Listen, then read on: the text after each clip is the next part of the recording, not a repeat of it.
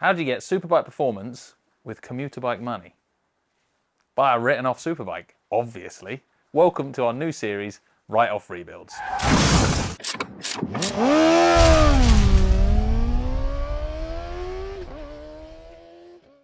Does exactly what it says on the tin, and we're really excited to take you on the journey of buying wrecked performance bikes and turning them back into something awesome, and then sending them for skids and wheelies. Now, Bike World, you know we love a project bike. When we're not out riding and doing skids and wheelies, we like nothing more than being in the garage, fixing stuff, tuning stuff, modifying stuff, and generally making bikes how we want to make them. Now, this series is exactly about that. We're taking written off bikes that have been smashed up and deemed uneconomical to repair. We've teamed up with our friends at Motormine to get a steady supply of destroyed motorcycles for me to fix back up. I couldn't be happier, like a pig in poo. And this first one is really special. Writing off motorcycles, that sucks. If you've done it, you'll know. I've done it a few times myself. It's not much fun at all. But rebuilding them, now that is something special. Because you're taking something that's destroyed and smashed to pieces, and you're turning it into either what it was before, or in our case, I hope, something better with a few nice modifications. It's a chance to put your own spin on the bike. It's a daunting process sometimes, especially when you get something that looks really smashed up.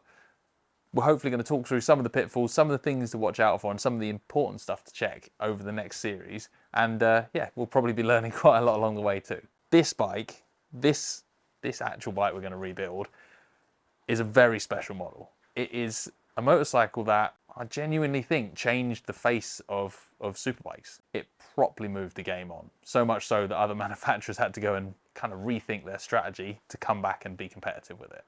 It's a 2010 model, and if you're as much of a bike nerd as me, you're probably guessing what it is by now. But it is the first proper modern gen superbike from BMW Motorrad. It is, of course, a first generation S1000RR. It looks a bit sad.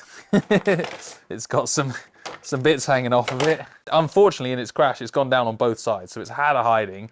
But this written off set us back just under 3 grand. Which is insanely cheap for a bike that's got nearly 190 horsepower and has traction control and ABS and all that stuff on it. They were a phenomenal bit of kit. I cannot wait to get it back up and running. I cannot wait to get it looking mint, a few nice mods on it. And yeah, I want to make a really good road bike out of this one. Track performance is obviously going to be a good thing with it, but these were a great road bike. They were just easy to ride really fast. And I think I want to focus on that when I'm putting this thing back together.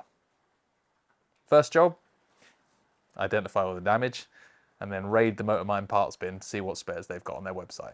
Before I spend hours repairing all the stuff on this bike, like the cosmetics and the handlebars and all that stuff, I want to know it runs. I want to know that engine's running and sounding sweet. When bikes come from Motormine, they actually fit a green sticker to the dash that indicates the engine starts and runs fine. But again, I just want to hear it for myself and know it's good. We've had the battery on charge. Quite often, salvage bikes have been sat around in warehouses for multiple months. So I've had the battery on charge. I've checked the oil, good oil level in the window. Given the fuel a sniff, it doesn't smell like diesel, which is always a promising start. So I'm going to give it a little go, crank it over. Not going to run it for very long, but I want to make sure it actually works. Fingers crossed. Because otherwise, what we've got here is a really expensive paperweight. It's alive.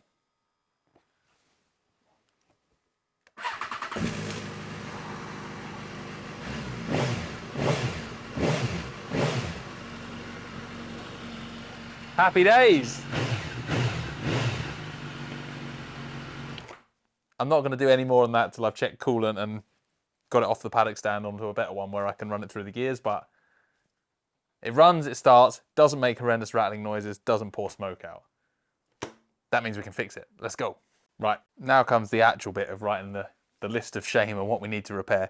The obvious stuff that's jumping out at me, actually, first of all, need to repair the side stand bolts. Don't know if it's related to the crash or not, but when we first got it out of the van, the side stand was kind of flapping around in the breeze and it feels like the threads are gone. So that's going to be a bit of a faff to fix, but we'll focus on the damaged stuff first. Fuel tank, obviously.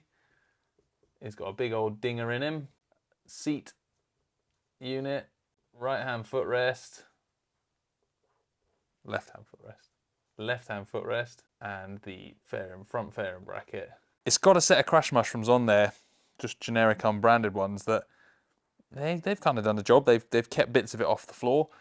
The swing arm bobbins are R&G ones. They've done a really good job of protecting the swinging arm. One of them's bent in the crash, so I need to replace that. Along those lines of sort of working through, I now need to go through close, because that's the quick assessment. But when you look close, that's when you spot all the little niggly extra bits that need replacing.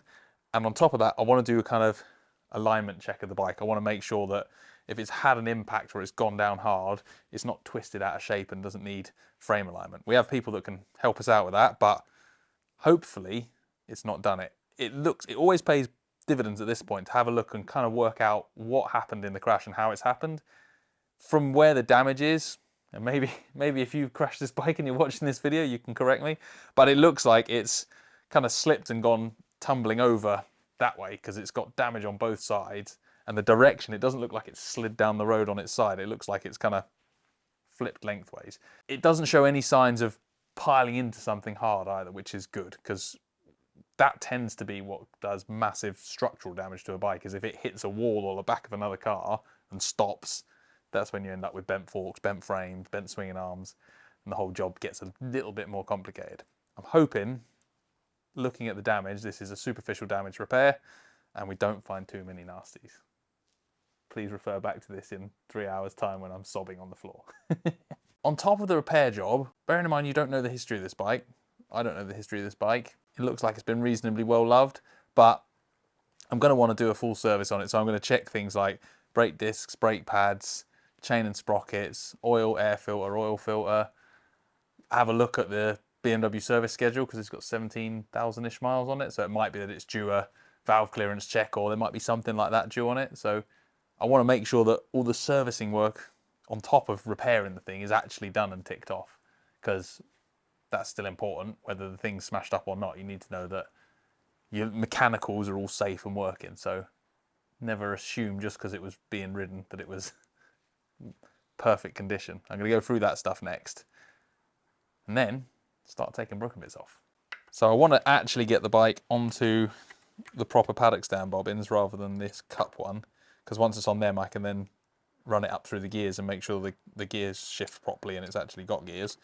This R&G bobbin has done a pretty good job of protecting the swinging arm.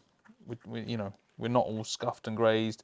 There's a tiny little mark on the end of the spindle, but nothing too bad.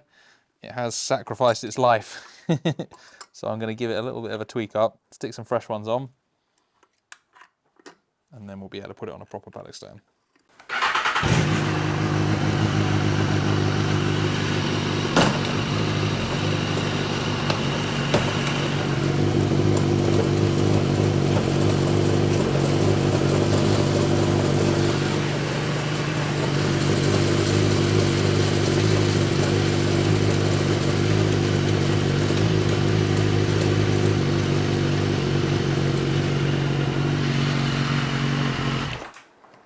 6 gears working. Now's the exciting bit. Let's start tearing bits off. I'm going to try and keep all the bolts and stuff with the broken panels that they belong to, so, or at least labelled up in a bag so I don't mess it all up later on. But yeah, going to get through tearing all the broken bits off. And while I'm doing that, it gives me a chance to look underneath and see if anything's damaged underneath that I haven't spotted yet. Let's go. Living the best BMW life, you'll need some Torx bits. Not that size. Not that size. Who loves Torx bits? I did spend a lot of time when I was younger repairing plastic panels, stitching them back together, filling in them, gluing in them, and then, but I'm not going to bother with that. That is pretty far gone.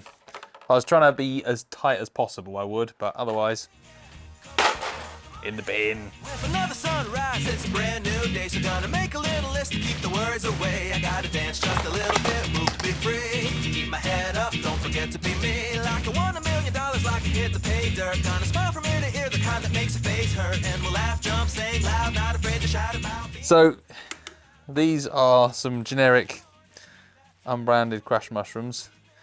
They have done a job. They've kept the bike away from the worst of the damage. They haven't actually damaged any frame behind it either, which is a good thing. I have now got to work out how to get them off. Now they're bent, but yeah, they've done an alright job. They've done an alright job, but obviously I need to get them off.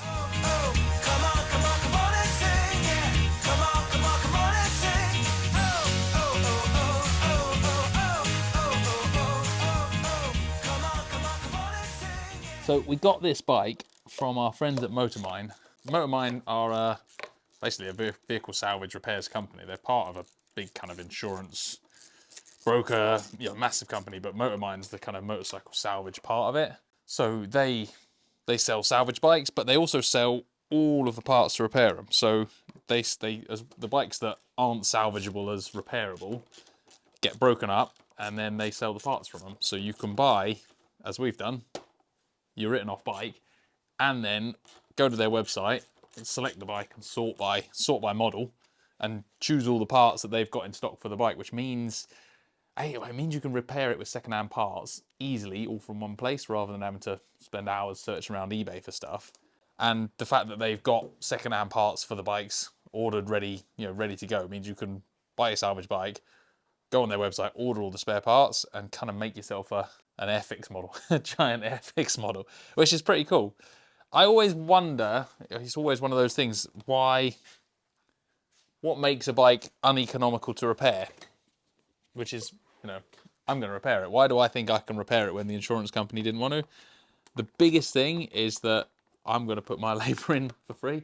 I haven't got the money to buy a fully done ready S1000RR, but I can afford to buy a written off one, and then my time is worthless.